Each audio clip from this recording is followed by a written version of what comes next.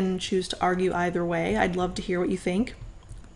But I would say that the marketing and advertising people are very, very inventive and creative and ingenious with the way that they choose to advertise. And so, how things are labeled, they'll often do market research and get feedback from people and say, okay, I'd be more likely to buy this because of the color or the font or the image on the label, whatever. And so, they're very purposeful in what they do, and that affects our thoughts and our actions. And I think they've actually outlawed this, and I don't know if it still goes on, but I know for a really long time there was this huge, almost like conspiratorial element to advertising, because they would put subliminal messages in commercials and in ads. And some of the more common ones were that they would have like hot food shown, and they would actually have images in the steam that was coming off of the food. And actually often, come to find out, often the steam that is supposedly coming off the food was actually created by cigarette smoke. So that's pretty gross. But anyway, they would actually have images and words even that they somehow integrated into the steam and the smoke. I know there was one allegation of they had a glass of Coke or something, and they said that there were images in the ice cubes. They had actually come up with a way to put, I think it was actually like naked women or something. I mean, it was like a sexual thing.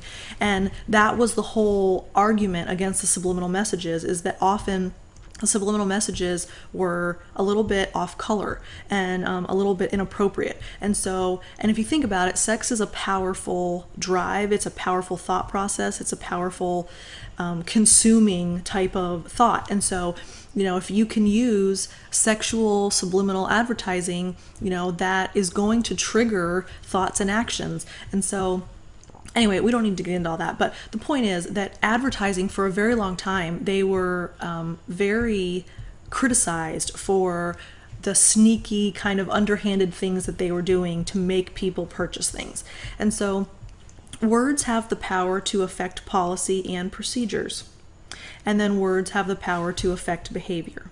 And if you think about policy and procedures, that can be in any context. I mean, often we think about that in terms of school or work, but it can happen with family, it can happen with relationships. There are policies and procedures that apply to everything. And then our behavior, of course, we talked about thoughts and actions, but our behavior too.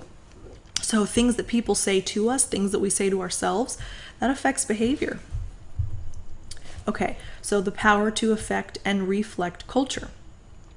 Each language includes some unique features that are not contained in other languages.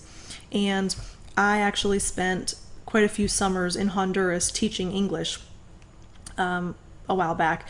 And what I found very interesting is the English language is the only language in the world that uses every muscle of the tongue. And so that is one of the reasons why English is one of the hardest languages to learn, to speak without an accent. Because if you do not grow up honing your musculature in your tongue, in other languages you would not use every muscle. And so then to try to make your muscles work that have never been worked as a child, it's very, very difficult.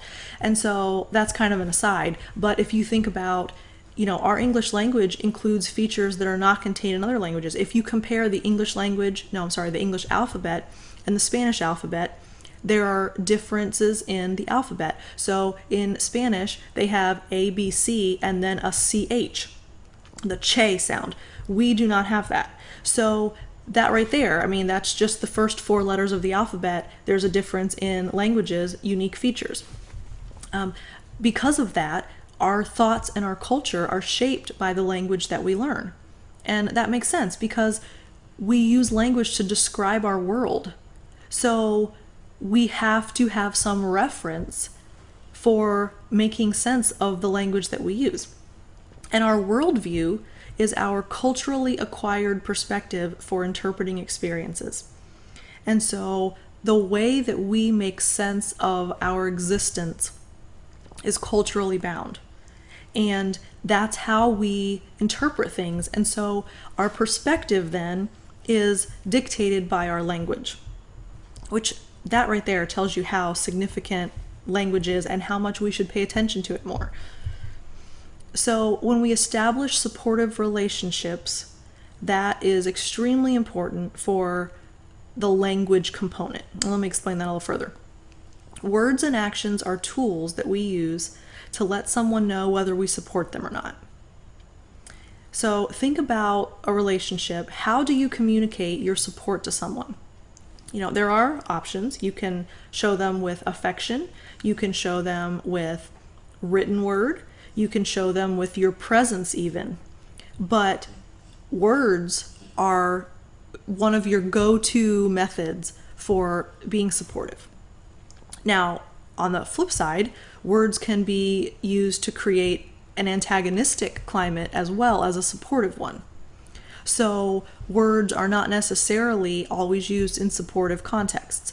And so if you think about how we use our words as tools in relationships, what are the costs and benefits of that? And one of the questions that I asked you, I think 2 lectures ago, was, do we have an obligation, or can someone expect, if we're in a relationship, that we're going to be truthful with them? Well, a lot of people shared their thoughts on that, and there are costs and benefits to that type of interaction, just like there are costs and benefits for using words as tools to either create supportive climates, antagonistic climates, to show someone that we care about them, to show someone that we do not care for them. So share with me in your reflection, if you'd like, the costs and benefits of words in relationships. All right, so when you are using words and you're trying to describe your own feelings, it's important to focus on your personal emotions rather than evaluating the behavior of others. And one of the things that I think I'm still working on it, I don't think I have it mastered, but one of the things that I've been really working through is that I do not have control over other people's behaviors. And, especially in a family context, when you don't get to choose your family and they're with you your whole life. So when you have family members that are difficult or are frustrating or are hurtful or any of those things, you so often sit and say, oh my gosh, why do they act that way? Why? And we evaluate their behavior. And I have really found that there's a lot of freedom in saying, I'm going to own my feelings about what happened, but I have absolutely no power or no control over the behavior of others. And so, and actually one of the things, a very dear, wise person that I've been talking to shared with me, and this is a little bit of an aside, but it does relate. She shared with me that if you think about the definition of a goal and the definition of a wish and how they're different, she said a goal is something that you can do on your own. You set your mind to something and you can accomplish it based on your own will, your own intelligence, your own capabilities, whatever. A wish is something that you desire to happen that requires the agreement of someone else. And so when I sit there and say, I wish that this person in my life was different, and I evaluate their behavior and I say, gosh, I wish they would act this way and I wish they would not do this. Those wishes require their agreement and their consent and their involvement. And it's futile. So when we describe our own feelings, there's power in owning our emotions, and there's freedom in letting go of things that we cannot control. Most of us don't like to be judged or evaluated. So that right there is good motivation to not do that to others, because we don't like it when people are critical of us or have expectations on us and then judge us accordingly. So we need to be conscious of not doing that to others. One way to avoid evaluating others is to eliminate the accusatory you. And we've talked about that, I think, a little bit. One of the most difficult things in an argument is when you use you statements. So you do this, and we talked about the absolutes language, such as always, never, those types of things, and how they're automatically untrue.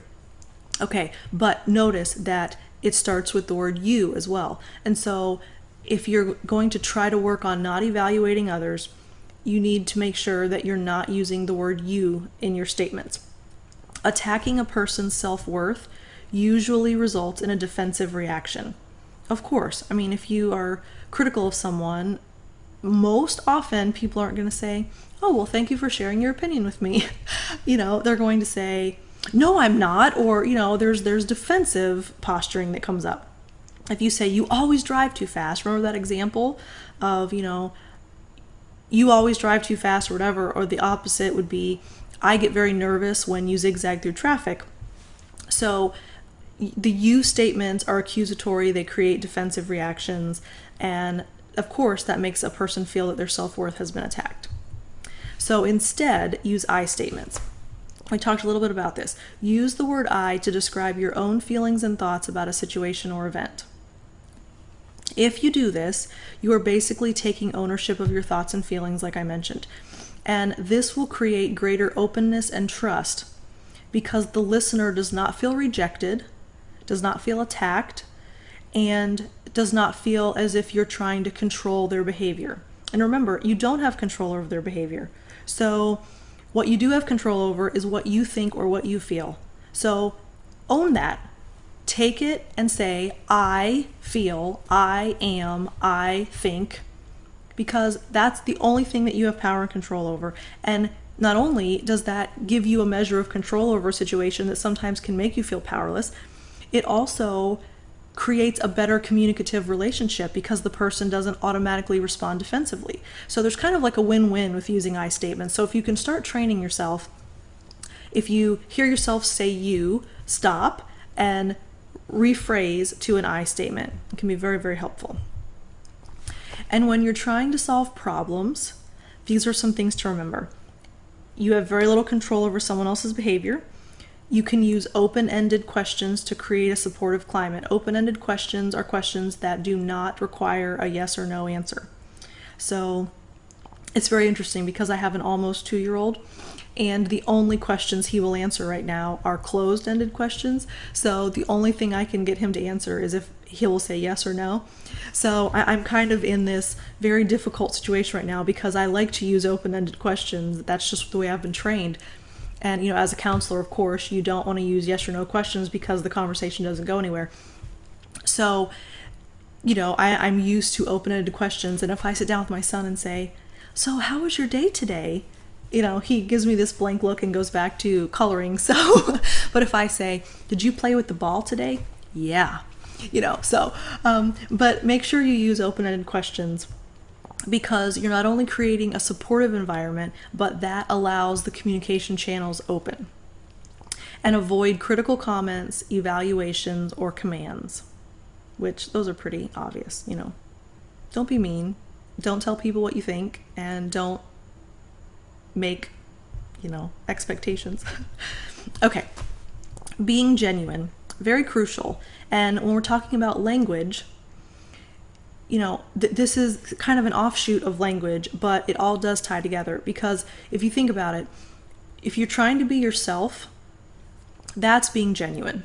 And when you're trying to be someone you're not, there is dishonesty in that. And so if we're talking about using language as tools to create supportive environments, our nonverbal language, which we're going to talk